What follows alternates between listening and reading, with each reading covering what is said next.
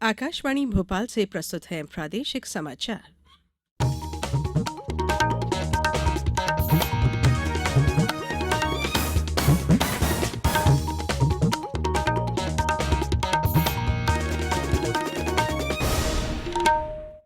नमस्कार, समाचारों के साथ मैं धारणा सचदेव। सबसे पहले इस बुलेटिन के मुख्य समाचार।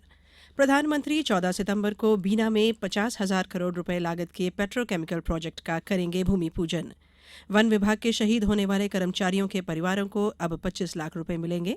कर्मियों को वर्दी और आहार भत्ता भी मिलेगा। प्रदेश में अतिथि विद्वानों को 50,000 रुपए और अतिथि प्रवक्ताओं को 20,000 रुपए मासिक देने की घोषणा। और विधानसभा चुनाव में प्रदेश में पहली बार बुजुर्ग और दिव्यांग लोगों को मिलेगी घर से ही मतदान करने की सुविधा। अब समाचार विस्तार से। प्रधानमंत्री नरेंद्र मोदी 14 सितंबर को सागर जिले के बीना में 50,000 करोड़ रुपए लागत के विशाल पेट्रोकेमिकल प्रोजेक्ट का भूमि पूजन करेंगे। इस परियोजना को अगले 5 वर्षों में पूर्ण कर लिया जाएगा। निर्माण के दौरान लगभग 15,000 को प्रत्यक्ष तथा 2 लाख लोगों को अप्रत्यक्ष रूप से रोजगार मिलेगा। Bharat petroleum corporation limited BPCL की रिफाइनरी वर्ष 2011 से बीना में कार्यरत है। अब इसका विस्तार कर पेट्रोकेमिकल कॉम्प्लेक्स का निर्माण किया जाएगा। इस राशि से भारत पेट्रोलियम द्वारा बीना रिफाइनरी परिसर में प्रतिवर्ष 2200 किलो टन उत्पादन क्षमता का एक विशाल पेट्रोकेमिकल कॉम्प्लेक्स का निर्माण किया जा रहा है। इस संयंत्र में विभिन्न प्रकार के पॉलीमर का उत्पादन होगा। यहां उत्कृष्ट तकनीक वाले 1.2 MMTPA क्षमता के एथिलीन क्रैकर कॉम्प्लेक्स और डाउनस्ट्रीम पेट्रोकेमिकल संयंत्र की भी स्थापना की जा रही है। वन और वन्य प्राणियों की सुरक्षा में शहीद होने वाले वन विभाग के कर्मचारियों के परिवारों को दी जाने वाली अनुग्रह राशि 10 लाख से बढ़ाकर 25 लाख रुपए की जाएगी। वन विभाग के अमले को 5,000 रुपए वर्दी भत्ता और 1,000 रुपए का पौष्टिक आहार भत्ता भी दिया जाएगा। वन विभाग के महावत, कटर जैसे अल्प वेतन भोगी और अनियमित कर्मचारियों की मुख्यमंत्री निवास में बैठक बुलाकर उनकी समस्याओं के निराकरण के लिए प्रयास किए जाएंगे। मुख्यमंत्री शिवराज सिंह चौहान ने ये घोषणाएं आज यहां राष्ट्रीय वन शहीद दिवस पर राज्य वन शहीद स्मारक के लोकार्पण कार्यक्रम में की। उन्होंने चंदनपुरा नगर वन का भी वर्चुअली शुभारंभ किया। मुख्यमंत्री ने 44 शहीद वन कर्मियों के परिजनों का शॉल और श्रीफल भेंट कर सम्मान किया। 2 साल के अंतराल के बाद आज देश के शीर्ष वार्षिक वैज्ञानिक पुरस्कार शांति स्वरूप भटनागर पुरस्कारों की घोषणा कर दी गई। इस वर्ष 12 वैज्ञानिकों को 7 श्रेणियों में पुरस्कार प्रदान किए जाएंगे। CSIR के महानिदेशक डॉक्टर N क्लेसेल्वी ने वर्ष 2022 के पुरस्कारों की घोषणा की। CSIR के पहले निदेशक शांति स्वरूप भटनागर के नाम पर यह पुरस्कार विज्ञान के 7 विषयों भौतिकी, जीव विज्ञान, अभियांत्रिकी, गणित, चिकित्सा, रसायन विज्ञान और पृथ्वी विज्ञान में दिए जाते हैं। दूरसंचार विभाग ने ग्रामीण क्षेत्रों में होम ब्रॉडबैंड फाइबर कनेक्शन के विस्तार में इंटरनेट सेवा प्रदाताओं को उनके प्रयासों के लिए मान्यता देने की योजना शुरू की है। मंत्रालय ने कहा है कि यह पहल ग्रामीण क्षेत्रों में कनेक्टिविटी और डिजिटल पहुंच बढ़ाने की सरकार की प्रतिबद्धता को दर्शाती है। संचार मंत्रालय ने कहा है कि इस योजना के अंतर्गत 1 वर्ष में ग्रामीण क्षेत्रों में अधिकतम संख्या में कनेक्शन प्रदान करने वाले 9 इंटरनेट सेवा प्रदाताओं को मान्यता देने का फैसला किया गया है। इस मान्यता के अंतर्गत इंटरनेट सेवा प्रदाता को एक प्रमाण पत्र दिया जाएगा और उसका नाम दूरसंचार विभाग की वेबसाइट पर प्रदर्शित किया जाएगा।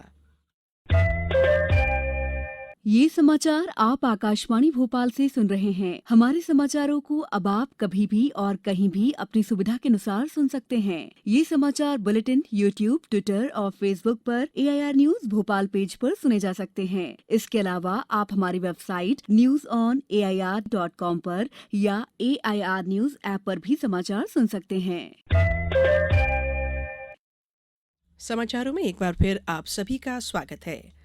अतिथि विद्वानों और अतिथि व्याख्याताओं की पंचायत को संबोधित करते हुए मुख्यमंत्री शिवराज सिंह चौहान ने आज घोषणा की कि शासकीय महाविद्यालयों में कार्यरत अतिथि विद्वानों को कार्य दिवस के स्थान पर मासिक 50,000 रुपए दिए जाएंगे। उन्होंने कहा कि अतिथि प्रवक्ताओं को भी 20,000 रुपए मासिक मिलेंगे।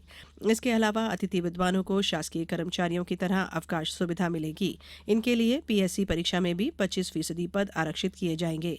मुख्यमंत्री ने यह भी कहा कि अतिथि विद्वानों को अभी प्रतिवर्ष 4 और अधिकतम 20 अतिरिक्त अंक दिए जाते हैं और पेपर 900 नंबर का होता है। इसको बढ़ाकर अधिकतम 10% तक अंक दिए जाएंगे। आगामी विधानसभा चुनाव में प्रदेश में पहली बार बुजुर्ग और दिव्यांग लोगों को घर से ही मतदान करने की सुविधा मिलेगी। निर्वाचन आयोग ने इसके लिए पोस्टल बैलेट पेपर से मतदान की व्यवस्था बनाई है। इसके लिए नाम निर्देशन की प्रक्रिया पूरी होने के बाद 5 दिन के अंदर फॉर्म 12D भरना होगा। इस दौरान जितने आवेदन प्राप्त होंगे उसके अनुसार मतपत्र छपाए जाएंगे। फिर स्पेशल टीम घर घर जाकर मतदान कराएगी।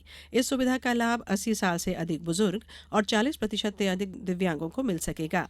शहडोल जिले के निर्वाचन सुपरवाइजर संजय खरे ने बताया कि जिले में लगभग 7500 से अधिक बुजुर्ग और 10,000 दिव्यांग मतदाता हैं। सरकार ने कहा है कि इस वर्ष खरीफ फसल का बुआई क्षेत्र बढ़कर 1,088 लाख हेक्टेयर से अधिक हो गया है। कृषि मंत्रालय के जारी आंकड़ों के अनुसार धान और मोटे अनाजों का बुआई क्षेत्र पिछले वर्ष की तुलना में काफी अधिक हो गया है। धान का बुआई क्षेत्र 392 लाख हेक्टेयर से बढ़कर 403 लाख हेक्टेयर से अधिक हो गया है। मोटे अनाज का बुआई क्षेत्र 181 लाख हेक्टेयर से बढ़कर 182 लाख हेक्टेयर से ज्यादा हो गया है। हालांकि दालों के बुआई क्षेत्र में कमी आई है। यह 131 लाख हेक्टेयर से घटकर लगभग 119 लाख हेक्टेयर पर आ गया है।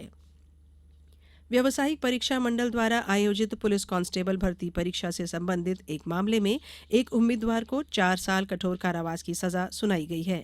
सीबीआई के विशेष न्यायाधीश ने ग्वालियर में सत्यवीर कुशवाहा को पुलिस कांस्टेबल भर्ती परीक्षा 2012 से संबंधित एक मामले में 14,100 रुपये के जुर्माने के साथ 4 साल के कठोर कारावास की सजा सुनाई है।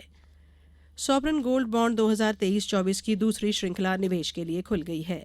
स्वर्ण बॉन्ड की खरीद 15 सितंबर तक की जा सकेगी। भारतीय रिजर्व बैंक ने स्वर्ण बॉन्ड की कीमत 5,923 रुपये प्रति ग्राम निर्धारित की है। ऑनलाइन खरीद करने वालों और डिजिटल माध्यम से भुगतान करने वालों को 50 रुपये प्रति ग्राम की छूट मिलेगी। ऑनलाइन निवेशकों को प्रति 10 ग्राम 5,873 रुपये देने होंगे। सॉवरन गोल्ड बॉन्ड योजना के अंतर्गत न्यूनतम 1 ग्राम और अधिकतम 4 किलोग्राम तक सोने की खरीद की जा सकती है। सरकार ने नवंबर 2015 में स्वर्ण मुद्रीकरण योजना के तहत सॉवरन गोल्ड बॉन्ड की शुरुआत की थी। 66वें राष्ट्रमंडल संसदीय सम्मेलन की तैयारियों के संबंध में आज संसद भवन में एक बैठक का आयोजन किया गया, जिसमें लोकसभा अध्यक्ष ओम बिरला ने समस्त विधानमंडलों के स्पीकर और प्रमुख सचिवों को संबोधित किया। मध्य प्रदेश विधानसभा अध्यक्ष गौतम गिरीश ने भी इस बैठक में भाग लिया। पर्यटन मंत्रालय पर्यटन क्षेत्र में सर्वोत्तम प्रथाओं की पहचान के लिए भविष्य के लिए पर्यटन विषय पर एक राष्ट्रीय प्रतियोगिता शुरू करेगा। यह G20 की गोवा रूपरेखा के अनुरूप है। प्रतियोगिता 27 सितंबर को विश्व पर्यटन दिवस पर होगी। भारत की G20 प्रेसिडेंसी की थीम के अनुरूप गोवा रूपरेखा समाज, अर्थव्यवस्था और पर्यावरण प्रबंधन में पर्यटन की भूमिका को रेखांकित करता है। G20 नेताओं ने जिम्मेदार और टिकाऊ पर्यटन को बढ़ावा देने में ट्रैवल फॉर लाइफ पहल का भी समर्थन किया है। अब कुछ समाचार संक्षेप में।